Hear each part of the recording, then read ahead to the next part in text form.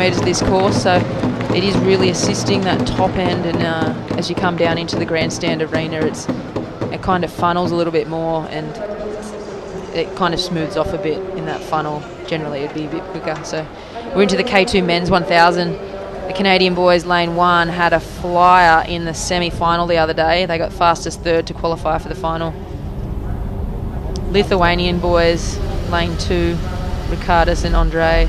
The Aussie boys, Kenny and Lockie. Kenny coming from the K1, specialising into K2 with Lockie, who paddles in K1 200, up against the German powerhouses of Max Rentschmidt, Marcus Gross. Yeah, they're the world champions at the moment, so it's going to see how they go.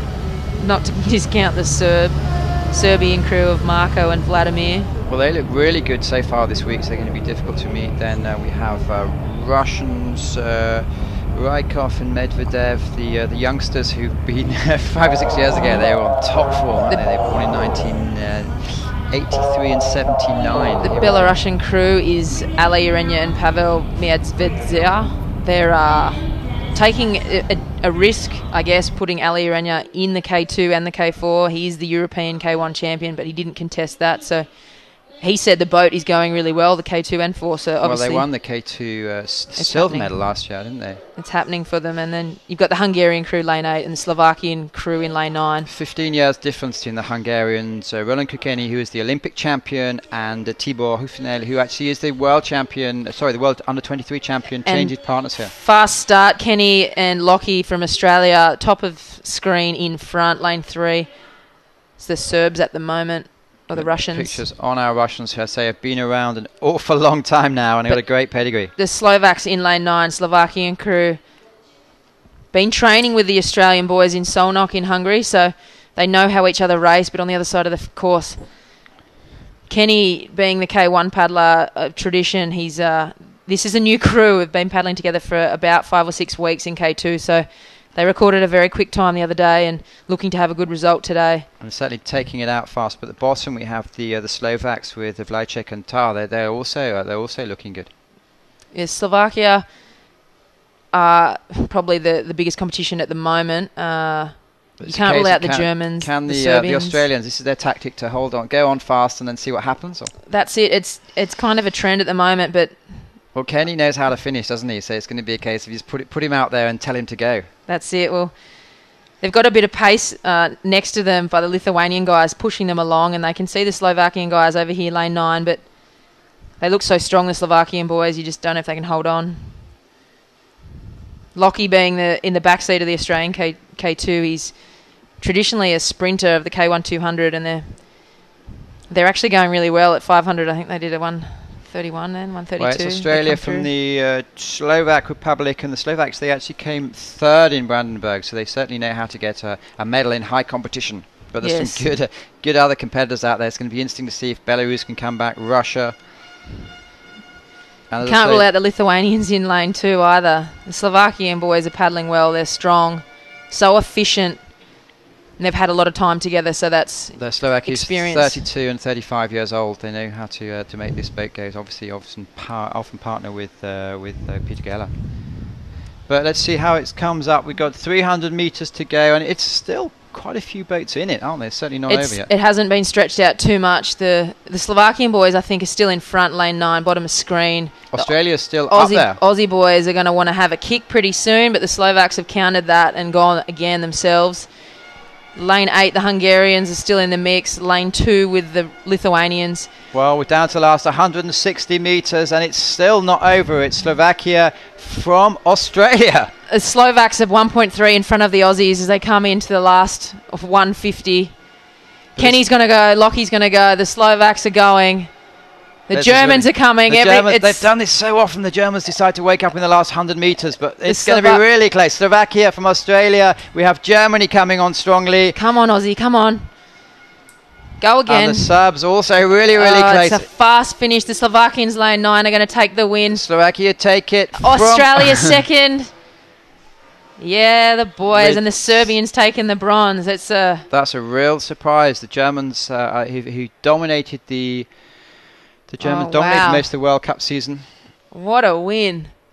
The Slovakians did the hard yards by themselves out there, lane 9, not being pushed by any of the middle front runners, and they've got the win. So from third at Europeans to the behind the French and the Germans, they've taken the world title of K2 1000. The France are going to be kicking themselves. They actually didn't make the final. They had the 4th fastest time out of everyone in the semi-finals, behind Australia and Slovakia. And that's the tough thing with kayaking. It's never on times because it always is changing. Well, it's never, it's not on times for that because it's always changing, and you just got to be up the front of each race that you're in and put yourself in the position to get across the line first. What a race. I think that's really exciting stuff for Lockie Tame in the back of that K2. Kenny Wallace, never has he medalled in a K2 or a team boat at Worlds, so there's going to be some jumping around, I suspect. Yeah, there's going to be a lot of thought going into maybe they should spend a bit more time together, more than 4, 5, 6 weeks this, the last few weeks, and it's a great result. Great for Slovakia as well. They've got a great K4, the women's K2. They've got some good paddlers coming through, so tight finish on the line there, but the experience of Ken Wallace, I think, knowing how to race and being a racer, being the hungry, and like Lockie coming from a different discipline, he's a winner though, isn't he? He knows how to win. Lockie knows how to race for sure. It's probably about 750 metres longer than he'd like, but he can prove that he can paddle 1,000, and the times that come in, it's quick. It's a 3:08 for the win, 3:08.744. Hey, there's satisfaction from Slovakia, gold medal. So the actual good about today from a neutral point of view is that the medals have been mixed around quite nicely. Yeah, that's it. It's not totally dominated by one nation. So here's Slovakia, the times. Australia, Serbia, 3:08. Tight for the silver, bronze, and back to Germany, Hungary, Lithuania, the Canadian boys, Belarusian, and the Russian rounding out the top 9. So it's a hot field. It's great to see the Aussie flag up there. Very biased, but it's great to see them up the top. Absolutely. To live from Moscow. It's the men's K2 1,000 meters. I suppose the surprise here is the last year, the reigning for another 10 seconds, I say, the reigning world champions, Gross and Runchich, weren't in the game at all. Never really up there.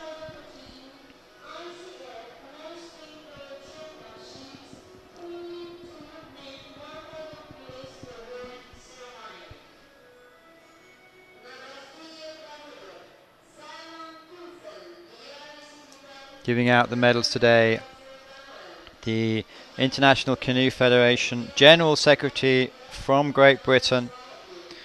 Just had a baby boy, Luke, 3 months ago, so hands full at the moment. It's Simon Toulson in the suit handing out the medals today.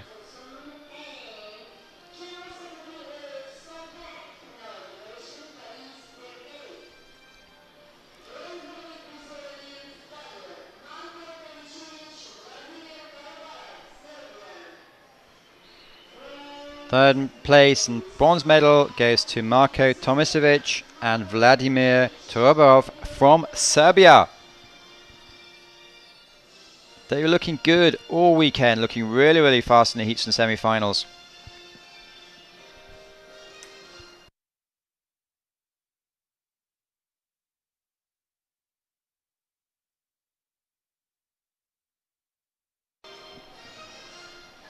And second place, Naomi Flad commentating the race with me. She could hardly keep herself quiet because the Australians came through. Great silver medal, new combination, Lockie Tame, Kenny Wallace. They've had a couple of months together now, but with a bit of serious hard work, they could be a real threat moving into 2016.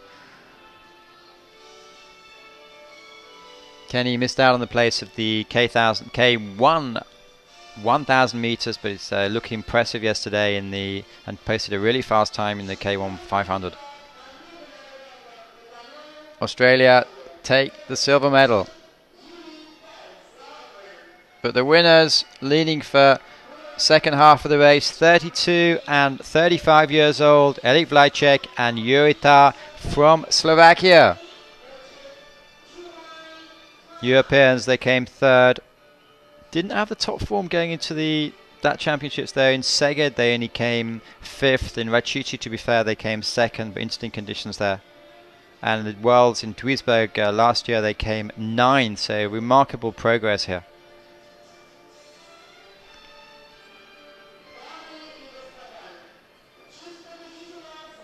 It is an Olympic event. Slovakia take the gold at the 2014 World Championships.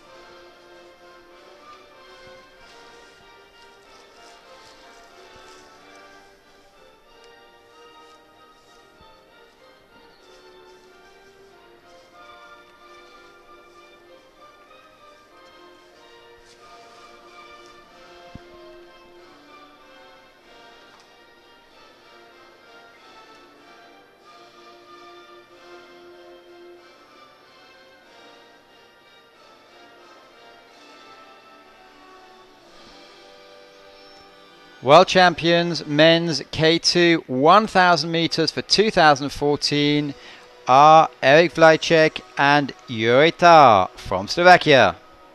Now time for the traditional selfies, the photos. Australians certainly won't miss out on that.